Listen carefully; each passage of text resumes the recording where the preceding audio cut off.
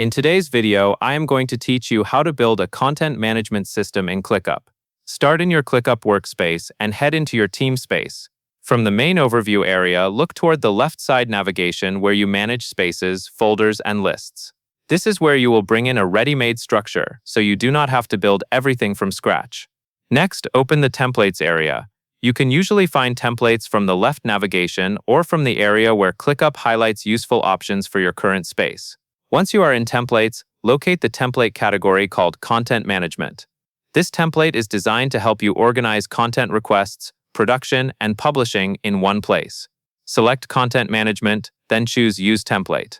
Clickup will walk you through applying it, so confirm Use Template again when prompted. This adds the full content management system into your workspace, including lists and views that you can start using right away. After the template is installed, click into the new Content Management area to open it. Then go into the Overview section of that space, so you can see the system at a high level.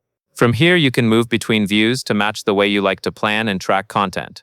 Start by opening the List view. This is your most detailed spreadsheet-style layout, and it is great for scanning tasks and statuses quickly. Then switch to Calendar. This view helps you understand your publishing schedule by date, so you can spot gaps and overlaps. After that, open the Board view to see content move through stages, like a Kanban workflow.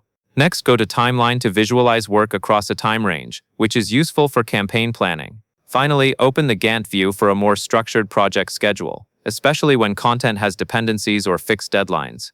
Now, explore the lists that come with the template. Open incoming requests to capture and review new content ideas in one dedicated place. Then click into the website list and take a moment to review items that are marked in review so you can track what is waiting for feedback or approval. Next, open the blog list to manage blog-specific content in its own queue. Return to a list view when you need to focus on task details again. Then continue through the remaining channels by opening social and then email. Keeping each channel in its own list makes it easier to prioritize and keep ownership clear. That covers everything you need to know. And that is all there is to it.